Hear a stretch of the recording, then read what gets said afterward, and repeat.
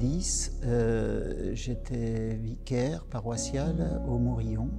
J'avais été ordonné en 92 et on accueillait des écoles d'évangélisation, entre autres Jeunesse Lumière de Daniel Ange, soit la période de l'Avent, soit la période de Carême. Et ils venaient booster la jeunesse de nos aumôneries. J'ai vu le bien que ça faisait d'avoir des missionnaires occasionnels qui venaient évangéliser. Donc je rentre en 2001 en France. Il y avait un tout nouvel évêque qui s'appelait donc Monseigneur Dominique Ray, il n'avait pas 50 ans. Et dès que je suis arrivé à Saint-Joseph du Pont-du-Las, à Toulon, je lui ai dit ça, donc septembre 2001. Moi, je lui ai dit, oh, écoutez, Monseigneur, vous venez d'une communauté nouvelle de l'Emmanuel. Moi, j'aimerais bien accueillir une communauté, mais une communauté permanente sur place. Alors, il me parle d'une personne qu'il connaissait sur Paris, vu qu'il avait quitté depuis très peu de temps avant Paris, qui était en lien très fort avec une communauté nouvelle qui était déjà très développée à Fortaleza au Brésil. Il s'appelait Shalom. Donc forcément, ma première réaction, je me suis dit, tiens, ils sont d'origine juive. Et puis il m'a dit, mais va faire un tour là-bas à Fortaleza, puisque j'avais passé déjà un temps en Amérique latine, va faire connaissance. Alors, par l'intermédiaire de cette dame que j'ai rencontrée, eh bien, on a pris l'avion en février 2002. Et puis, on a beaucoup discuté avec Moïse. Alors, Moïse, lui, il parlait bien espagnol. Et bien évidemment, Émir, qui, elle, parlait très bien français.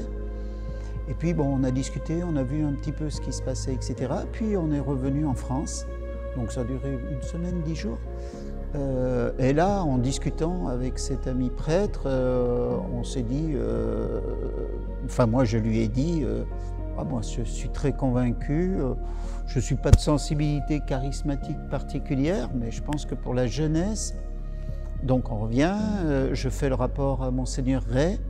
À cette époque-là, le quartier était plutôt vieillissant, le Pont-du-Las. Et alors, avec Monseigneur Ray, on s'est mis d'accord, etc. Et on a fait le lien avec Moïse. Et puis tout s'est mis en route. Et courant juillet 2002, donc, sont arrivés les 3 premiers missionnaires qui était la grande sœur, c'était Teka, avec Carmen, et puis Fabio. Fabio qui devait avoir tout juste 18 ans. Donc ils sont arrivés en juillet 2002, et puis bon, il fallait qu'ils apprennent le français, ils ont pris des cours, mais quand on est jeune, on apprend très vite. Déjà de très bons musiciens et très bons chanteurs, Carmen pour chanter, Fabio à la guitare, qui chantait aussi. Et puis très vite, on s'est rendu compte que 3 membres, c'était pas suffisant. Donc il y en a 2 autres qui sont arrivés, qui sont Daniel et Amanda. Ils rayonnaient. Et puis cette grande humilité, ils ont été tout de suite très très bien adoptés par la paroisse,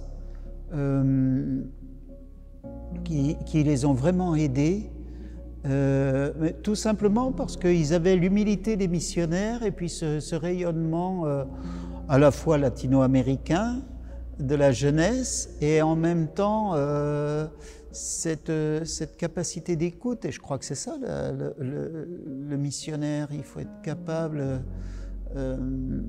d'avoir l'humilité, la simplicité, l'ouverture. Enfin, c'est l'amour de Dieu qui rayonne sous des vertus toutes simples, quoi. Et ça a beaucoup fait, oui. Alors, le fait qu'arrive Amanda, qui était aussi une très très bonne musicienne et une très bonne chanteuse, comme Fabio, on leur a confié la messe du dimanche soir. Et ça a renouvelé complètement la communauté du dimanche soir. Là, ça a été vraiment les racines de la présence de la communauté par cette messe animée par eux. Alors évidemment, c'était avec des chants et un style de louange dont les paroissiens n'étaient pas habitués. Alors donc il y avait quelques remarques en disant mais qu'est-ce que c'est, etc. Mais très vite ça a attiré beaucoup de gens, de la jeunesse, mais aussi pas que de la jeunesse. C'est-à-dire qu'il y avait une joie dans la manière de célébrer et de vivre la messe, de participer à la messe, qui a été très vite très positive. L'inspiration de chez moi vient de cette inspiration que notre fondateur il a eue, autant qu'un endroit neutre pour accueillir les jeunes. Surtout pour accueillir les jeunes, parce qu'on a toujours ce pensée, un jeune quand on invite à venir à l'église, bon, ça passe pas trop. Mais quand on invite à boire un coup, à manger quelque chose, il y a toujours cette notion de convivialité qui ça les intéresse beaucoup. Donc, pour Toulon, c'était la même chose et cela nous est venu par la providence divine qui d'abord nous a donné un lieu qui auparavant accueillait déjà les jeunes pour un aumônerie et un lieu où nous avons pu faire des travaux et il est vraiment devenu Shalom à notre manière de faire les choses. Et donc après une visite d'une famille française au Brésil, ils ont eu une forte expérience avec l'accueil brésilien, l'accueil des Brésiliens.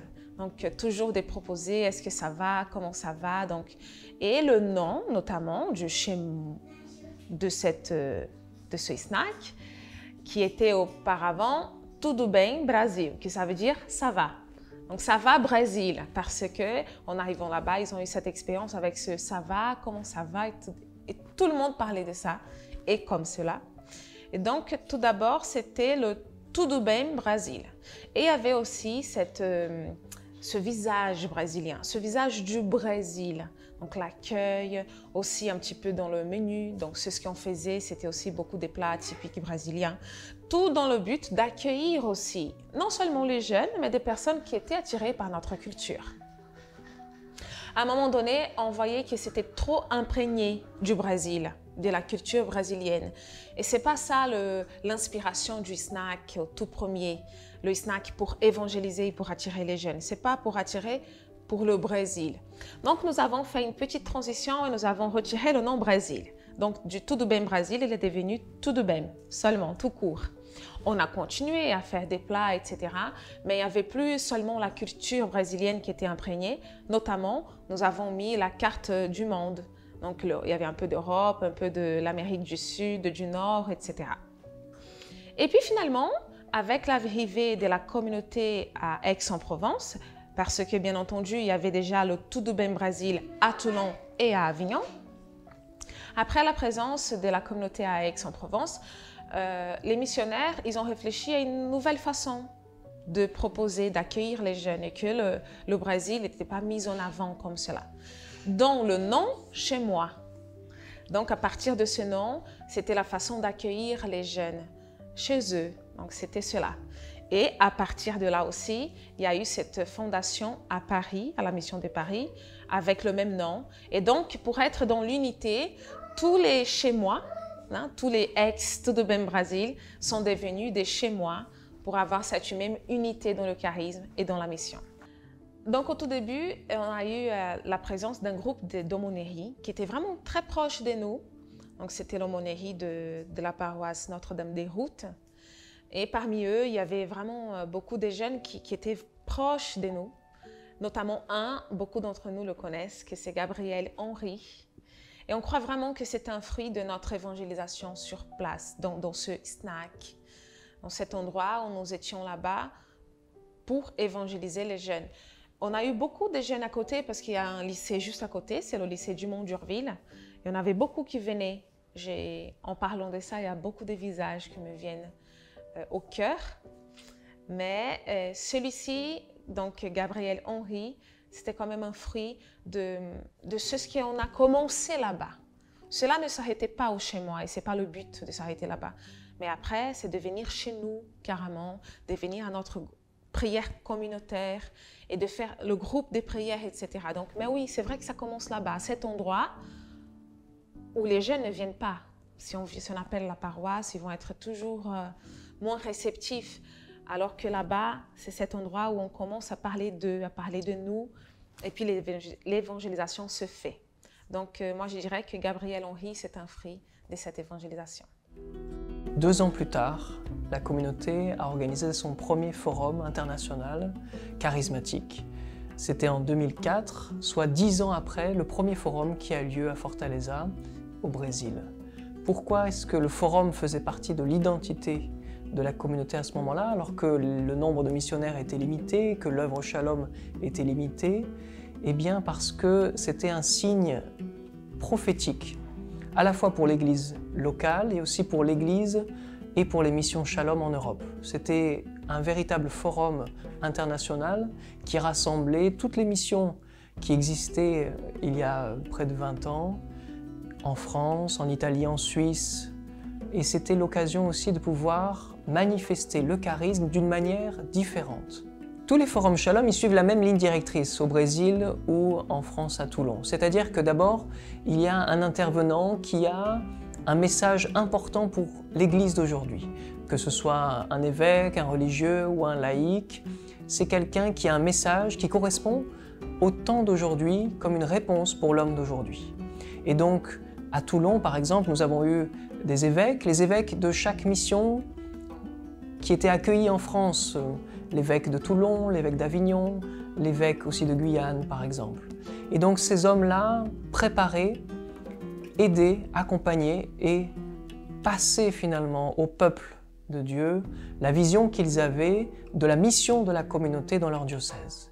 Ensuite, ce n'est pas qu'un moment intellectuel, de formation intellectuelle, mais c'est une occasion de pouvoir incarner cette formation intellectuelle, cette formation doctrinale, cette formation missionnaire. Donc le forum, au-delà de ces temps de formation, il est ponctué et il est même fondé par des temps profonds de prière, d'adoration, de louange, des temps de prière charismatique, de guérison, d'ouverture au charisme, puisque nous sommes une communauté charismatique. Et donc le forum ne pouvait pas être autre chose qu'un forum de formation et de prière charismatique.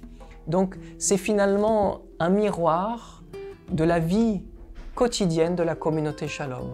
Cette vie de contemplation, cette vie de formation, cette vie d'évangélisation. Le forum, c'est ces 3 points-là.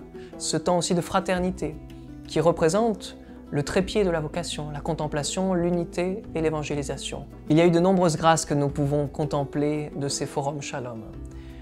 Des grâces qui sont de l'ordre personnel, des guérisons, mais aussi communautaires ou prophétiques. Des grâces de guérison parce qu'il y a eu véritablement de très beaux témoignages de personnes qui ont eu leur vie transformée parce qu'elles sont venues à un forum et qu'elles ont reçu une grâce particulière de Dieu. Une guérison physique, une guérison psychologique, une guérison aussi dans leur vocation. Et donc, ces témoignages que nous avons pu recueillir au long des années nous ont confortés dans la nécessité d'avoir des événements de ce type.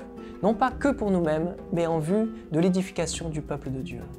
Des témoignages aussi prophétiques, où le Seigneur a parlé à ces moments-là, pendant les prières, pendant les adorations, pendant même les enseignements. Il a fait germer le désir pour des jeunes de tout donner à Dieu. Et donc il y a eu de nombreuses vocations, même dans la communauté, qui sont nées, qui ont germé de ces forums-là. Des temps bénis de Dieu, où nous avons pu aussi affermir en révélant des besoins spécifiques. Par exemple, nous avons contemplé et nous avons discerné qu'il y avait un véritable besoin de formation pour les accompagnements spirituels, ou bien sur la réalité de la providence divine pour les missions, les réalités économiques. Donc des choses très concrètes. Et de cette observation-là, le forum a permis d'apporter une réponse. Et les personnes qui sont revenues du forum dans leur mission, elles ont apporté cette prophétie, cette vision d'espoir, d'espérance même, qui vient de Jésus, de dire que tout cela est possible de le vivre. On est venu à Sainte-Roseline après un temps difficile pour la communauté. C'est alors que l'évêque a eu l'inspiration, Seigneur, de nous confier la paroisse de Sainte-Roseline. Il y avait un groupe de prêtres du chemin néo-catéchuménat qui partait de Sainte-Roseline. Et donc il nous disait, c'est une paroisse qui est dans un quartier et où il va falloir vraiment avoir de la patience parce qu'il y a pas mal de cultures différentes. Et pour former un esprit de famille dans un quartier où les gens se sentent séparés les uns des autres par la voie ferrée. Certains se disaient franco-français de l'autre côté de la voie ferrée, d'autres d'origine maghrébine du côté de l'église. Et pour nous, c'était vraiment une refondation. C'était une expérience de... La première chose qui m'a frappé à Sainte-Roseline, c'était l'accueil merveilleux des paroissiens. Il n'y en avait pas beaucoup, mais ils nous ont tellement bien accueillis parce qu'à la fin de ce temps au Pont du Las, bien sûr, il y a eu un grand combat spirituel au moment de la sortie de la paroisse Saint-Joseph et nous étions fragilisés intérieurement. Nous avions besoin que le Seigneur nous console et il nous a consolés par cet accueil merveilleux des paroissiens de Sainte-Roseline. Je me souviens, Jacqueline, Jocelyne, Guy, Miséricordia, Catherine. Je suis injuste si je commence à citer, j'oublie pas mal de noms, la petite Marie, enfin, des paroissiens qui nous ont ouvert les bras, Marie-Pierre, enfin, je suis injuste parce qu'au cours d'une interview comme ça, on oublie pas mal de choses et on finit par être injuste, mais je veux saluer. Nous sommes ici en train d'enregistrer ce témoignage dans la maison communautaire qui n'existait pas lorsque nous sommes arrivés. Ici, c'était une salle paroissiale. Donc, le diocèse vraiment a mis tout en œuvre pour que nous nous sentions chez nous. Donc, ce grand salon paroissial a été transformé en une maison communautaire. Et nous avons travaillé à faire une chapelle communautaire au cœur des locaux, des maisons ou des salles, des pièces où nous pouvions aussi travailler au niveau administratif.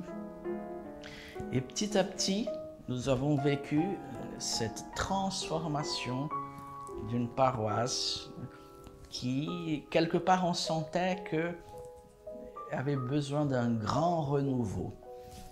Et nous aussi avions besoin d'un grand renouveau. Et ça s'est bien passé dans le sens que nous apportions ce qui manquait à la paroisse et la paroisse apportait ce dont nous avions besoin, qui c'était cet accueil et cet esprit de famille. Un moment fort dans la paroisse, enfin il y en a eu pas mal, mais c'est sûr que les travaux, parce que quand nous sommes arrivés, il y avait pas mal de pièces en mauvais état. Donc, il y a eu des travaux inauguraux, la maison, aussi les salles où il y a maintenant le catéchisme, le groupe de prière, c'était des endroits où on entassait des objets. Donc tout a été jeté, tout a été donné, ce qui servait, et ce qui pouvait nous servir encore a été gardé dans d'autres endroits. Et voir cette métamorphose était aussi une façon visible de voir l'œuvre de Dieu invisible, qui travaillait le cœur. Pas mal de gens nous disaient, mais pourquoi vous êtes là, dans ce lieu où la foi n'existe presque plus? Et on sentait qu'on vivait vraiment l'appel de Dieu pour notre communauté, qui était de créer une voie dans le désert pour manifester la gloire de Dieu. Un deuxième moment très fort, c'est les travaux de l'Église elle-même, fruit d'un grand miracle de Dieu, une dame qui a fait don de son appartement, mais aussi de la générosité du diocèse, qui a mis aussi la main à la poche, et la générosité du Seigneur qui a touché pas mal de personnes, qui ont aidé financièrement, mais aussi en faisant le projet, en aidant, en étant présent. Voilà, c'est des moments inoubliables.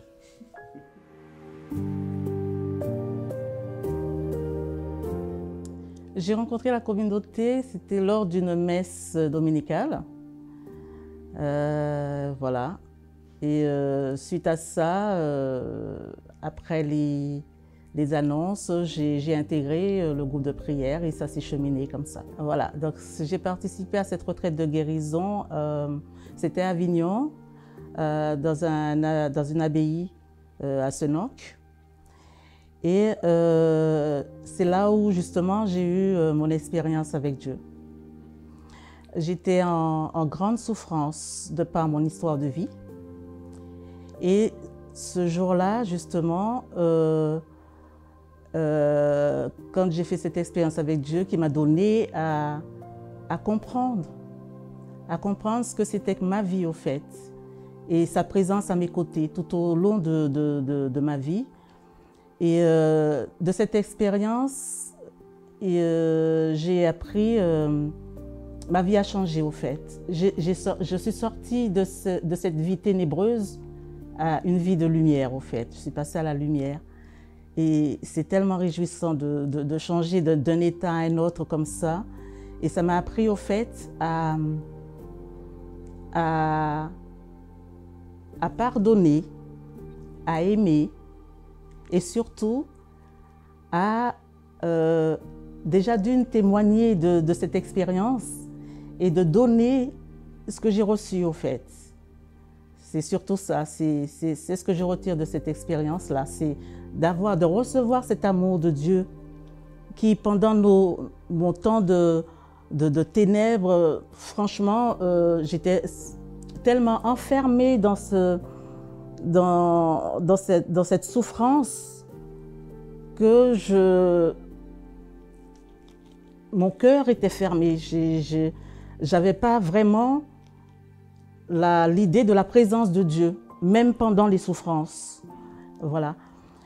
Et quand j'ai fait cette expérience où Dieu m'a donné tant d'amour à travers ça, tant d'amour, ça m'a donné cet amour qui m'a donné à pardonner et a conduit à une réconciliation envers la personne qui m'a fait du mal au fait. J'en suis sortie, j'ai envie de dire que j'en suis sortie guérie au fait, tout à fait guérie. Et surtout, de cette guérison m'a donné à comprendre le sens de ma vie. Ça m'a donné à comprendre le sens de ma vie, à travers justement cet amour que j'ai reçu. L'engagement pour moi, ça a toujours été, je parle de Shalom, je parle de la communauté très souvent, dans mon voisinage, chez mes amis, et quand il y a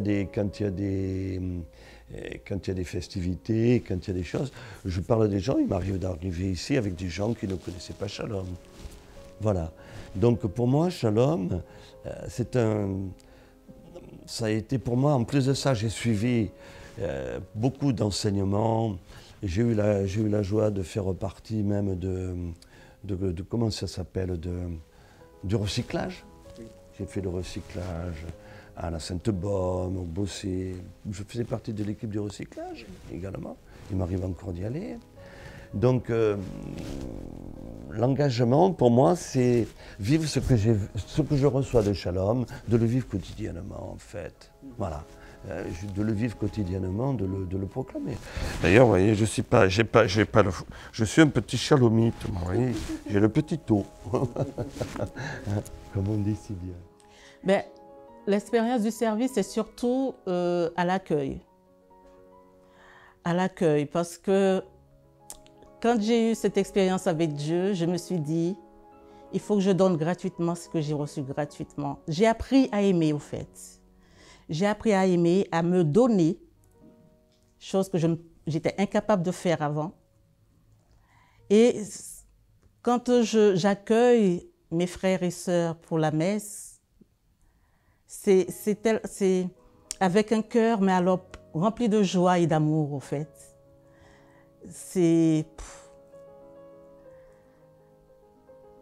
Je le fais avec c'est même pas... Pour moi, c'est naturel. C'est ma façon de vivre avec les autres. D'accueillir avec beaucoup d'amour et de joie. C'est ça. C'est d'accueillir avec beaucoup d'amour et de joie.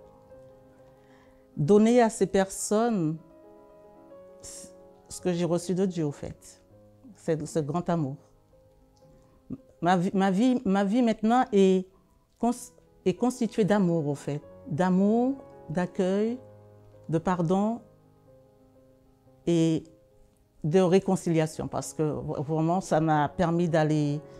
Ça m'a donné cette force, qui dit pardon, dit réconciliation, ça m'a donné cette force d'aller vers l'autre et d'ouvrir mon cœur à l'autre. Donc la communauté Shalom, moi c'est vrai que je ne suis pas allé dans... J'ai essayé les tradis, j'ai essayé le côté un peu... les groupes très écuméniques, très charismatiques.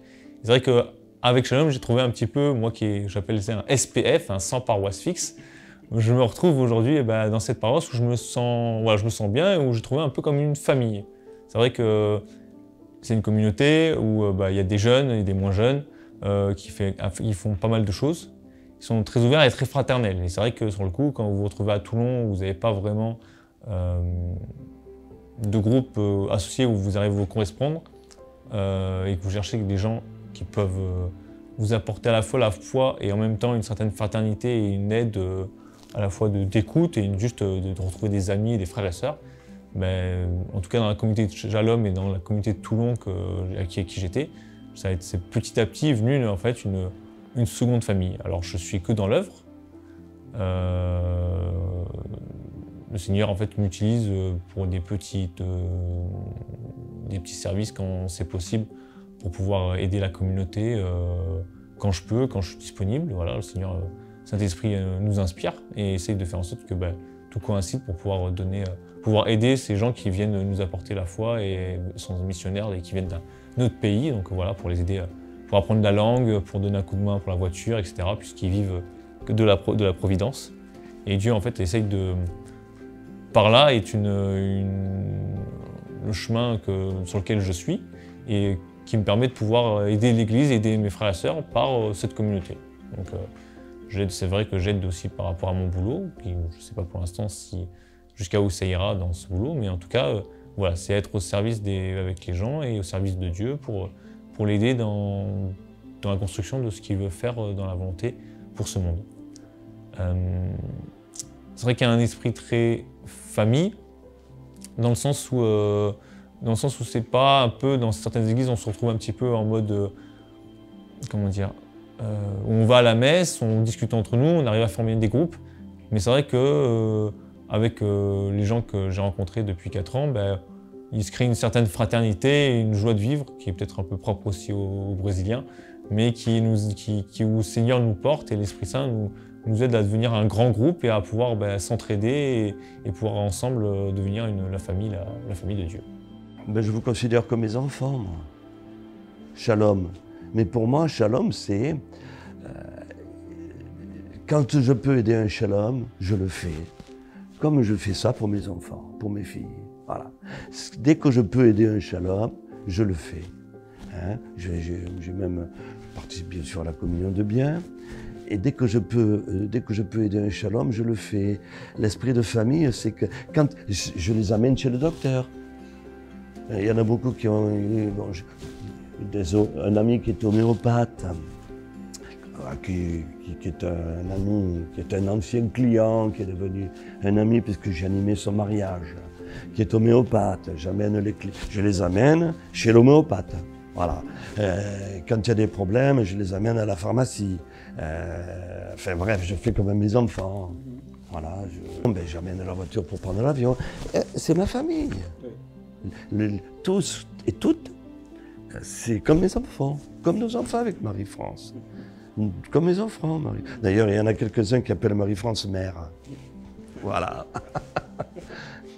Et c'est vrai, parce que j'en ai vu beaucoup. Fabio, par exemple, il était jeune, il n'était pas marié. Maintenant, je ne sais pas, je crois bien qu'il en a 4, Fabio. Bruno, on est allé le voir à Sfax, Bruno.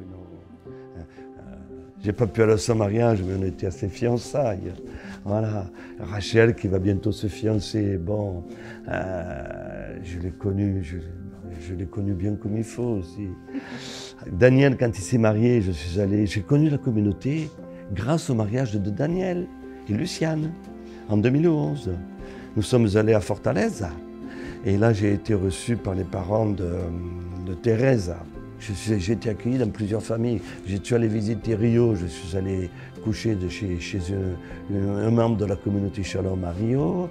Je suis allé à Natal, je suis allé coucher chez un membre de la communauté Natal et que nous avions reçu ici, Fabio. Non, c'était Flavio Medeiros. Enfin bon, c'est la famille, donc je les accueille. On nous a dit qu'il y avait un groupe de prière donc à la rentrée, donc j'y suis allée. Et là, j'ai été comblée. J'avais l'impression vraiment que c'était ma place, cette petite pièce Jean-Paul II, là. Vraiment, j'étais très, très, très, très heureuse d'être là. Et donc, ce qui se produisait à la soirée charismatique se révélait aussi dans le groupe de prière, mais en plus petite communauté, comme une famille, quoi. Donc, j'ai appris là à comment prier de la manière Shalom, à comment vivre l'unité dans le groupe. Parce qu'on avait aussi beaucoup de moments de fraternité, donc ça c'était très très beau pour moi parce que j'avais l'impression qu'on était comme une famille, une petite famille dans cette petite pièce. On se réunit, c'est pour les anniversaires, pour des groupes de partage ou pour une sortie. Ça me comblait, j'étais vraiment comblée. J'avais vraiment l'impression que c'était là que je devais être, vraiment. Et de plus en plus, à chaque groupe de prière, je me demandais toujours comment le Seigneur pouvait manifester autant de gloire, autant de paroles, de connaissances, comment il pouvait autant nous parler dans une petite pièce comme ça. À chacun particulièrement ou communautairement. Pour moi, c'était tout était nouveau et tellement beau. Ils étaient arrivés depuis 2 ans, parce que ça fait 18 ans maintenant que je rencontre la communauté. Et en fait, c'est notre fille aînée qui avait demandé à aller à l'aumônerie à Saint-Joseph. Et l'aumônerie, en fait, c'est la communauté qui s'en occupait. Et donc, c'est notre fille, Misaëlle, qui nous a demandé de venir à la messe du dimanche soir avec la communauté. C'est comme ça, en fait, qu'on a connu. Au début, c'était juste pour accompagner notre fille aînée. Et puis, petit à petit, elle a insisté. Elle a dit, mais il y a un groupe de prière, venez au groupe de prière. Elle avait 15 ans. Alors en fait, on était déjà dans un groupe de prière, on était engagé dans une communauté charismatique depuis déjà 10 ans. Donc on a toujours vécu avec un groupe de prière. Donc on est venu au groupe de prière. Et en fait, c'est là que ça a été le choc de ma vie. Quand je suis arrivée au groupe de prière, je raconte souvent cette histoire, dans une salle paroissiale à Saint-Joseph. C'était un jeudi soir, c'était la prière normale. Alors, je suis incapable de dire, même maintenant, combien de personnes il y avait. Je ne sais plus, je sais qu'on est arrivé un peu en retard. Ils avaient commencé à chanter, c'était Amanda qui était là et qui chantait. Je pense que ça devait chanter juste, puisque c'était Amanda, ça devait être magnifique. Mais la seule chose dont je me rappelle, c'est qu'en rentrant dans cette salle, juste en rentrant, la prière était commencée. J'ai eu cette vision, cette image que j'étais en train de poser mes valises et que ce que je cherchais depuis tant d'années, j'avais enfin trouvé. Et que c'était là. Je ne savais pas ce que c'était, je ne savais pas cela, à quoi ça correspondait. C'est vrai que ça faisait longtemps qu'avec mon mari, on avait ce désir d'une vie communautaire depuis toujours, depuis qu'on s'est mariés, puis moi-même avant de le connaître. Et là, j'étais arrivée. Impossible de dire où, mais j'étais arrivée, c'était là. Voilà.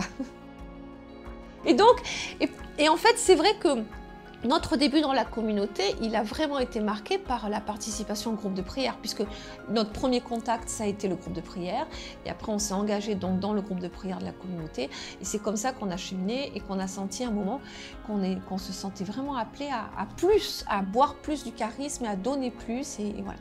Mais le groupe de prière est toujours resté quelque chose de central vraiment dans notre vie, parce que c'était vraiment le moment dans la semaine, en tout cas quand on n'est pas dans la communauté, qu'on démarre, c'est le moment de la rencontre avec Dieu.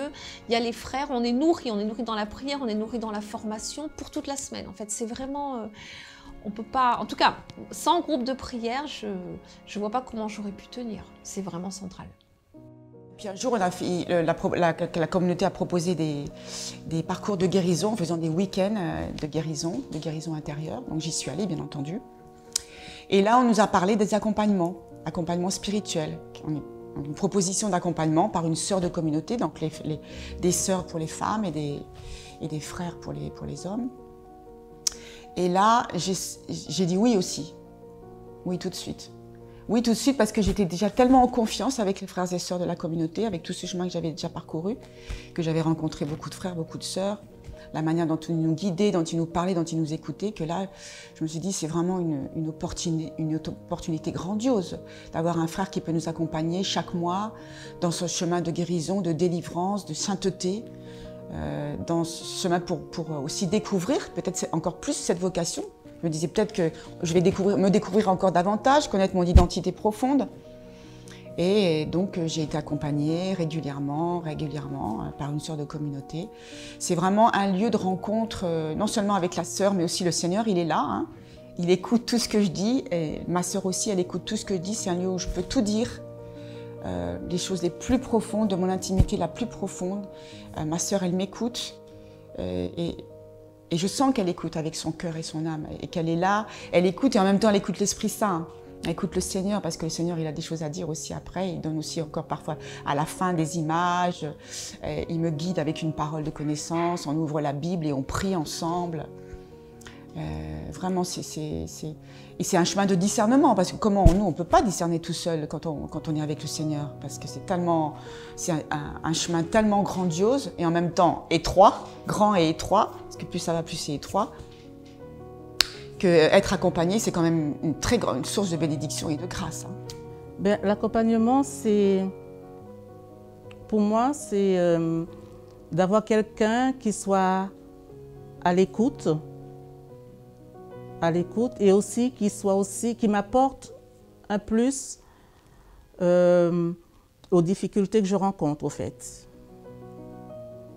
Voilà, c'est un moment de partage sur ce que je vis dans mon quotidien, autant dans ma vie privée comme dans ma vie spirituelle.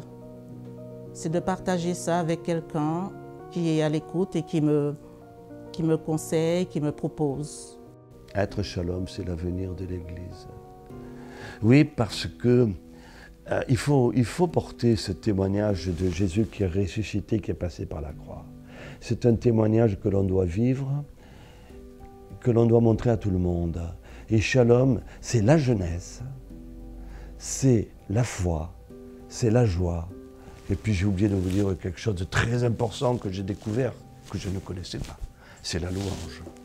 C'est l'évangélisation par les jeunes et par les moins jeunes. Par les jeunes et par les moins jeunes. Les jeunes qui sont jeunes, qui avaient 20 ans, 30 ans, et les moins jeunes, mais qui sont jeunes de caractère encore. Voilà. Non, mais c'est la communauté Shalom, c'est une flamme, c'est une lumière dans le monde d'aujourd'hui. C'est un témoignage extraordinaire de la jeunesse. C'est un témoignage de la jeunesse extraordinaire. Oui, Shalom, c'est vraiment une lumière, c'est vraiment un espoir. C'est vraiment un espoir. Elle fait partie, c'est vraiment un renouveau. Et vous savez, Marthe Robin, qui est une Française, je ne sais pas si tu as connu Marthe Robin, qui était à Châteauneuf-de-Galore, le disait, la France va repartir. Il va y avoir une nouvelle Pentecôte. Et Shalom, c'est un fruit de cette nouvelle Pentecôte qui est en train de se mettre en place dans le monde. Je ne suis pas pessimiste, je suis optimiste. Jésus passé par la croix, il n'a pas fait pour rien. Et donc sa résurrection n'est pas faite pour rien. Et donc effectivement, c'est dur, mais plus c'est dur, plus ce sera fort. Et plus ce sera fort, plus le message passera de l'Évangile. Et Shalom est là pour ça. La communauté, je l'imagine beaucoup plus nombreuse, beaucoup de jeunes, beaucoup d'enfants, beaucoup d'adultes, beaucoup d'évangélisation dans des rues, tout ça. Et aussi beaucoup de messes, des messes vraiment super pleines à craquer, tout ça, parce que Shalom, c'est trop bien. Et voilà, pour en fait qu'il y ait une messe jeune, il faut vraiment avoir beaucoup de dynamisme, des jeunes, des prêtres jeunes, des chansons jeunes, tout ça. Ça fait vraiment plaisir aux jeunes et du coup ça attire beaucoup. Et en fait tout ça, vraiment j'ai l'impression de le vivre déjà aujourd'hui.